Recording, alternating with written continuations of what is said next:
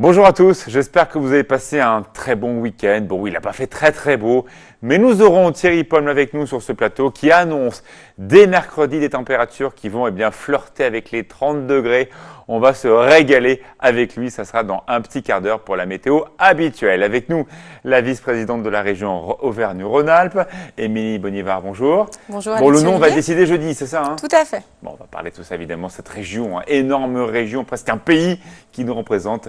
À quoi ça sert au quotidien? Les réponses et les questions à Émilie Bonivard. Notre fou de foot, Sébastien Germain. Bonjour Alexis. Bon, vous êtes régalé hier soir ou pas? Ouais, j'ai passé une très belle soirée. Il n'y a pas eu de but? Pas de but, mais une très belle ambiance du côté de Genève, pleine de pain-palais. 12 000 supporters dans une très bonne ambiance, détendue, et tout le monde était content à la fin. Alors, évidemment, on a pensé à nos amis de Saint-Gingolph. La commune est divisée en deux pays, Saint-Gingolph Suisse, Saint-Gingolph France. Ils ont gagné finalement. Voilà, c'est le résultat parfait. La France était sûre d'être qualifiée. La France termine première de son groupe. La Suisse est qualifiée pour la suite de la compétition. Donc. Avez-vous un petit peu des échos des équipes qui sont notamment en résidence dans les pays de Savoie? Je pense notamment à la Mannschaft. Ils sont contents? Ils sont contents. Bien, Evian? Ils sont contents. Ils ont fait les choses en très grand. J'ai eu la chance d'y aller il y a une dizaine de jours. Ils ont fait vraiment, comme je disais, les choses en grand. Ils sont contents de l'accueil. Les joueurs, les supporters font les déplacements. Les habitants d'Évian leur rendent l'appareil. Maintenant, on espère que l'Allemagne va aller le plus loin possible. On a aussi une deuxième équipe qui est hébergée au Trésor à Annecy. La belle surprise, l'Islande, qui est en position de se qualifier pour les huitièmes de finale. Ça serait vraiment un exploit. Grâce à Annecy. Ça serait un exploit, on le rappelle, l'Islande qui dispute sa toute première phase finale de compétition internationale. Donc voilà, c'est déjà un exploit d'être arrivé là. Peut-être qu'en cas de victoire lors du troisième match, ce sera une qualification pour les Islandais et une bonne nouvelle pour Annecy-le-Vieux. C'est grâce à Annecy. Ah, ça doit jouer. Il doit forcément y avoir une raison. On se retrouve dans quelques instants, donc bien sûr pour le JT Sport. On parle de quoi aujourd'hui? On va parler de football, bien évidemment. Bah oui. Ce match Suisse-France du côté de Genève. On va parler des Tours des Pays de Savoie. On parle de cyclisme. Et on va parler des championnats du monde junior de nage avec palme qui auront lieu dans une quinzaine de jours du côté d'Annemasse. Très bien. Juste à tout de suite, après l'interview politique, après le journal. Tout de suite, c'est la place de l'info. Je vous présente Émilie Bonivard, elle est jeune élue à la région Auvergne-Rhône-Alpes, vice-présidente chargée de la forêt, de l'agriculture. On va parler tout à l'heure des conséquences de ces inondations qui ont très durement aussi touché notre région. Mais là, c'est la page politique. Votre président s'appelle Laurent Wauquiez, une présidence qui a marqué une différence de rythme avec Jean-Jacques Kéran, un président que certains disent pragmatique, rapide, parfois un peu cloisonné, un peu hermétique, paraît-il qu'il décide tout seul. Alors c'est faux, Alexis Olivier. On a une équipe exécutive avec Laurent Wauquiez qui est particulièrement dynamique. Et moi, j'ai été heureuse de trouver un président à l'écoute de ses vice-présidents, très soucieux de leur faire confiance et de les laisser s'épanouir et de prendre les décisions les meilleures dans leur domaine. On décide étions la semaine ensemble. dernière avec les Verts qui nous disaient que certaines subventions étaient très riches pour la ville dont il était maire, le Puy-en-Velay. Quant au Pays de Savoie, on ne serait pas bien servi. C'est vrai ou pas? Non, pas tout à fait. On a un effet de rattrapage aussi pour la région Auvergne qui n'était pas toujours très bien traitée sur certains territoires par l'ancien président. Et là, l'objectif, c'est d'être très efficace dans la dépense publique, très pertinent. Et c'est la ligne que nous avons avec Laurent Wauquiez. Nouveau style avec des élus plus jeunes. Très clairement, la moyenne d'âge a beaucoup baissé avec ce changement de majorité. Quels sont vos copains à la région avec qui vous vous entendez? Est-ce qu'il y a une bonne ambiance déjà? Alors, il y a une très bonne ambiance et c'est très agréable. On travaille beaucoup. C'est un mandat qui est exigeant, mais il y a une très bonne ambiance. Moi, mes copains de parcours, de promo, ce sont Martial Sadier, Patrick Mignola, Yannick Neuder les et tous les autres. Savoyards se retrouvent un peu entre eux? Oui, parce qu'on partage les mêmes préoccupations. À la cantine, vous ne mangez pas les fromages, le Cantal, etc. Vous restez dans le reblochon? Ah si, moi je suis bien obligée de manger les bons fromages du Cantal et je m'y attelle et avec plaisir. C'est vrai? Oui. Est-ce que nos fromages savoyards sont bien défendus? Parce que c'est vrai que c'est une des grandes conséquences de cette région Auvergne-Rhône-Alpes. C'est aussi pour ces fromages le fait d'avoir le même plateau. Tout à fait. Alors écoutez, les fromages savoyards sont en très bonne position sur ce plateau. Ils sont en bonne position économique en termes de filière, puisque je peux vous dire que la filière Beaufort et Reblochon sont souvent cités par les Auvergnats et les Cantaliens pour la richesse et la capacité qu'elle a eue à mieux être valorisée. Et c'est ce qu'on va essayer de faire avec les belles AOP du Cantal et de l'Auvergne. Alors c'est vrai, vous travaillez beaucoup, on sait que Laurent Wauquiez vous a mis une véritable pression, certains même disent en off, il est très très dur, voire trop dur avec nous. Exigeant. Je m'inscris vraiment en faux, parce que c'est quelqu'un avec qui il est très agréable de travailler. Ah oui, moi je travaille, c'est pour ça je pense qu'il m'a choisi, c'est que je suis réputée pour être une bosseuse. Écoutez, il est exigeant, mais encore une fois, il laisse beaucoup de liberté dans la façon de conduire les chemins, les décisions et nos politiques. On décide les décisions, on arrête les décisions ensemble et ensuite on conduit chacun avec notre rythme et notre chemin les décisions que nous avons prises de concert. Donc non, très honnêtement, c'est un homme avec qui il est très agréable de travailler et qui est particulièrement humain dans ses rapports à l'autre. Vous êtes une vice-présidente, il y a beaucoup plus de femmes vice-présidentes dans la région, c'est la règle de la parité. L'actualité de cette semaine politique a montré en Italie l'arrivée de 2 jeunes femmes maires de villes importantes. La capitale italienne, Rome, et la ville de Turin vont être dirigées par des femmes d'à peine 30 ans, mais qui n'ont aucune expérience en politique. Ça vous étonne ? Non, ça ne m'étonne pas. Je pense que ça correspond à une certaine forme d'attente de la part de nos concitoyens, d'avoir des personnes issues de la société civile. Mais je pense en revanche qu'il est important de pouvoir connaître les personnes pour qui l'on vote et s'attacher à des valeurs que sont le travail, la compétence, le sérieux et le respect des engagements. Voilà, et le refus des dogmatismes. Et ça, c'est important. Même si on est jeune, il faut pouvoir avoir ces valeurs-là. Vous avez travaillé longtemps aux côtés d'un élu qu'on connaît bien en Savoie, c'est Michel Bouvard. Vous connaissez par cœur les arcanes de la Caisse des dépôts et consignations. Le passage au rôle d'élu, est-il différent? Est-ce que vous avez découvert des choses très étonnantes de ce qu'on sait, nous? Non, moi j'ai continué à travailler, alors avec effectivement un positionnement un peu différent, mais j'ai continué à travailler comme je l'ai toujours fait, avec beaucoup de cœur, beaucoup d'engagement, beaucoup de volonté, beaucoup de détermination. C'était mon style dans mon travail et je le fais en politique. Parce que on sait, vous connaissez cette région, vous êtes en tout cas très impliqué sur le terrain, mais voilà, il y a quand même un mouvement, on l'entend, quels que soient les partis, d'un ras-le-bol des politiques, ras-le-bol de ces ronds de cuir, c'est des noms qu'on entend parfois des uns et des autres. Vous venez d'arriver à la région. Oui. Sincèrement, de droite, de gauche, on s'en fout.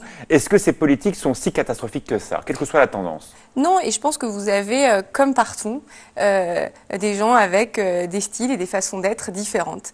Des gens de très grande qualité et puis des gens qui n'ont pas les mêmes valeurs que moi je peux avoir sur le travail et le respect de ses engagements et le respect des électeurs. Voilà, il y a de tout. Ce qu'il ne faut pas, c'est juger rapidement l'ensemble des élus de la même manière.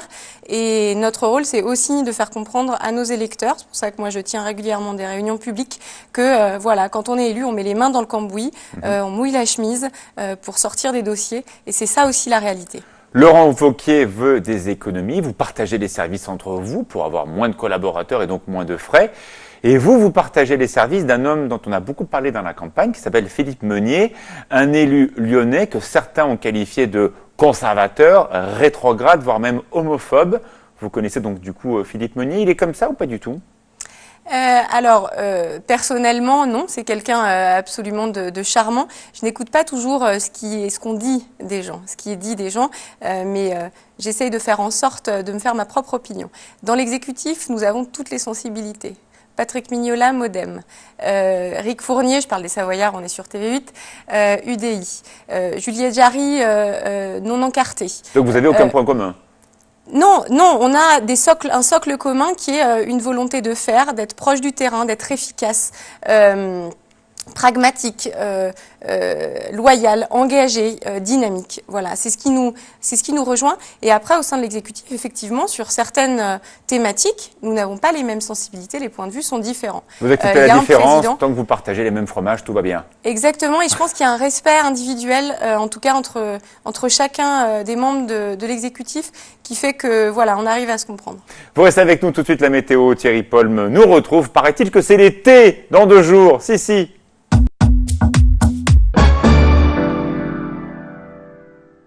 La place de l'info politique avec une nouvelle élue qui marque cette région Auvergne-Rhône-Alpes. Elle s'appelle Émilie Bonivard. Peut-être qu'elle va se déclarer pour les prochaines élections législatives. Ça sera dans quelques instants sur 8 Mont-Blanc.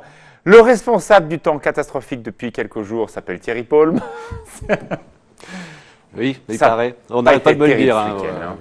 J'ai l'habitude, maintenant depuis 3 semaines, j'entends que ça. Mais Est-ce que qu'est-ce vous allez qu'il pouvoir fait vous racheter? Oui, mais bien sûr, oui, je vais m'acheter, oui. Alors, ce temps, Je sais pas, est-ce qu'il va du s'améliorer? 30-32 degrés, ça vous dit? Ah, pas mal. Ok, alors d'accord, on va dire mercredi, jeudi, vendredi, ça vous va? 3 jours, c'est pas mal. Émilie Bonivard, vous avez vu ce temps épouvantable. Bon, vous faites beaucoup de déplacements, bien sûr, pour la région. Et il y a eu des inondations, on va en reparler. Ça a été dur, hein, ce temps.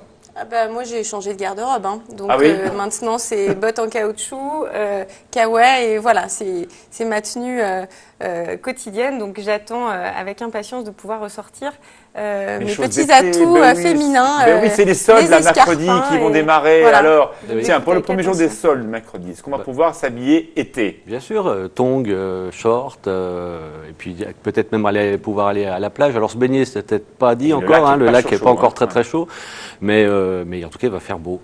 D'accord, donc ça commence mercredi? Ça commence mercredi. Parce que, Ok. alors, attention, hein, demain il faudra serrer un peu les dents puisqu'on va avoir un temps un peu moins joli que cette journée Ah, de lundi. dommage. Dommage, ce sera un petit peu la note noire de la semaine. Mais à partir de mercredi, grand soleil, jusqu'à vendredi au moins. Le week-end, c'est un peu plus mitigé. Ah, c'est-à-dire ça pourrait retourner à l'orage. Le vent pourrait un peu virer au nord, donc la température pourrait rebaisser à nouveau un petit peu. Voilà. Mais pas c'est comme les très derniers sûr. jours. Non, pas comme les derniers jours, je vous rassure, Alexis. N'ayez pas peur. Bon. Mais on fera un point plus précis. L'évolution n'est pas très sûre pour le week-end. Par contre, Thierry, on fera, s'il vous plaît, un point peut-être mercredi sur l'observation de ce printemps. Voilà, le printemps termine aujourd'hui. Ces 3 mois, ils ont été clairement en dessous des températures habituelles. Est-ce que c'est un ressenti où finalement on s'est habitué à des printemps très chauds, donc on trouve qu'il a été pourri? Non, on était en dessous. Alors, on était en dessous en ce qui concerne l'ensoleillement, la température. Par contre, on était au-dessus en ce qui concerne la pluviométrie. Eh oui, forcément. Voilà. On fera un petit point. On fera un On petit regardera point. un petit peu Allez. tout ça. C'est Merci beaucoup Thierry Paul, un documentaire à ne pas manquer sur 8 Mont-Blanc, sur les traditions. Et puis après, Émilie Bonivard est avec nous. Ce sont les chants, les cris et les chants de bergers en alpage. Là, on est vraiment dans ce qu'il y a de plus sauvage, de plus primitif et de plus troublant aussi. C'est très émouvant. Ou un chant de labour. Là, on est vraiment aux origines.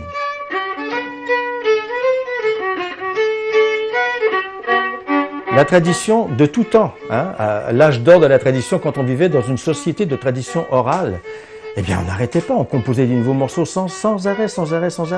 C'était ça, la tradition, c'était de trouver des nouvelles combines, des nouveaux morceaux, Tiens, regarde, j'ai composé cette petite valse, elle est pas mal. Voilà la tradition à ne pas manquer sur 8 Mont-Blanc. Émilie Bonivard, donc, vient nous voir. Elle est vice-présidente de la région, originaire de la Chambre. Donc, on est très clairement dans la vallée de Maurienne. Êtes-vous attachée à ces traditions? Particulièrement et viscéralement. Et mon engagement politique, il est aussi lié à mon attachement pour les territoires de Maurienne, de Combe de Savoie, ce territoire dans lequel j'ai grandi, dans lequel j'ai appris à faire du ski. Le Et je suis berceau de la maison devenue de monitrice Savoie. de ski. Tout à fait. Humbert au Blanchemin, exactement. Ouais. Alors, voulez-vous déclarer candidate à l'élection législative pour faire quoi? Eh bien, comme je viens de vous le dire, pour porter les intérêts de mon territoire, mais aussi porter un certain nombre de valeurs au niveau national en tant que députée de la J'ai du mal à le République. dire là. Ça vous impressionne? Ça, c'est le démarrage. La Commission nationale d'investiture rendra sa décision début juillet. Ouais. Donc, j'ai eu le bonheur de pouvoir être soutenue par l'ensemble des parlementaires, non seulement savoyards, mais aussi des membres de cette commission, quelle que soit leur sensibilité. Voilà, j'attends aussi que les annonces soient faites de manière En officielle. tout cas, vous êtes candidate. Tout à fait. C'est vrai que ce poste a été pendant des années incarné par un politique qui est maintenant sénateur. Il s'appelle Michel Bouvard. C'est votre père en politique? Tout à fait. Michel m'a beaucoup appris. C'est avec lui que j'ai fait mes premières armes. Et je pense qu'on s'est rencontrés car nous avons la même colonne vertébrale. Voilà. Intégrité, travail, engagement envers son territoire, volonté de faire sortir des dossiers. Voilà. Et puis respect des électeurs et loyauté. Je pense que c'est ce qui nous rapproche. Michel Bouvard a toujours été aussi apprécié par les communistes parce qu'il a su porter les projets. Et voilà, du camp adverse, personne ne peut dire qu'il n'a pas défendu la vallée de Maurienne. Est-ce que vous allez aussi très clairement, pour l'emporter, ne pas hésiter à discuter avec les gens qui ne sont pas de votre bord politique? Alors, ma philosophie en politique, c'est l'efficacité au bénéfice du territoire et le refus des dogmatismes. Voilà. Donc, j'essaye de travailler en faveur du territoire, quelle que soit la couleur politique, et pour les habitants du territoire auquel je me sens appartenir très fortement. À partir de demain, nous allons démarrer cette semaine thématique autour des parcs d'attractions. Nous allons faire un voyage dans les pays de Savoie, également en Suisse et dans le Val d'Aoste voisin, avec Walibi, qui est un parc d'attractions à la limite de l'avant-pays savoyard. Nous allons découvrir les coulisses du Swiss Vapor Park et également ce téléphérique incroyable qui a été inauguré l'an dernier à Courmayeur, donc un téléphérique 100% ouvert sur la vallée qui va peut-être prendre des parts de marché à notre fameux téléphérique de l'Aiguille du Midi. Vous connaissez parfaitement bien la Caisse des dépôts et consignations parce qu'il y a une grande entreprise qui s'appelle la Compagnie des Alpes qui est détenue par la Caisse des dépôts. Très clairement, aujourd'hui, on sent bien qu'il y a deux montagnes. Celle qui est défendue par ce type d'entreprise et la petite montagne rurale qui est gérée en SEM avec des remontées mécaniques souvent vieillissantes. Comment refaire le lien entre tout ça? Je pense qu'on a besoin de la totalité de ces approches et je pense que notre montagne qui a souffert les dernières années d'absence ou de manque d'investissement, 3 hivers avec la neige, voilà, sans neige, a besoin d'investissement. Le tourisme d'hiver, c'est 1 milliard de chiffre d'affaires, c'est 40 millions de journées skieurs, c'est 45 millions de nuitées, c'est toute une économie. Les Alpes, c'est un atout majeur pour la France et je pense qu'il faut pouvoir accompagner l'ensemble des territoires avec des modalités différentes et trouver des capitaux, trouver une matière d'investir dans nos montagnes. On le sait, Michel Bouvard est très proche d'Henri Giscard d'Estaing. C'est lui qui a monté tous ces dossiers d'implantation du kilomètre. Ça a marché vu que Henri Giscard d'Estaing, la semaine dernière, qui a clairement déclaré qu'il y aurait 3 nouveaux kilomètres d'ici 2020. C'est le tout premier tour opérateur. Il y a à peu près 20 demandes de kilomètres dans les pays de Savoie. Donc là, pour les prochaines années, il n'y a pas autant de places que prévu. Seul problème, le kilomètre est détenu à quasi-totalité par un Chinois, Fosun.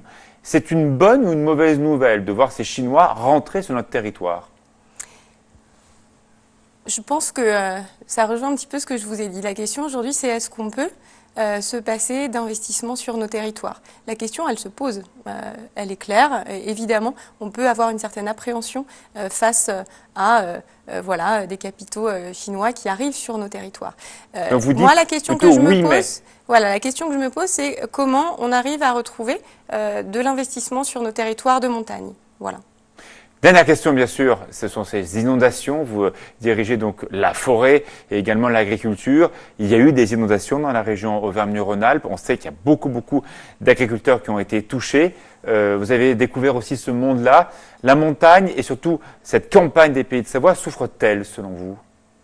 Alors, on a eu plusieurs crises, si vous me permettez, Alexis Olivier, de les mentionner aussi pour montrer aux téléspectateurs que le monde agricole est un monde qui est vulnérable par rapport aux crises climatiques. La grêle qui a détruit le Beaujolais, une partie du Beaujolais et des grands crus.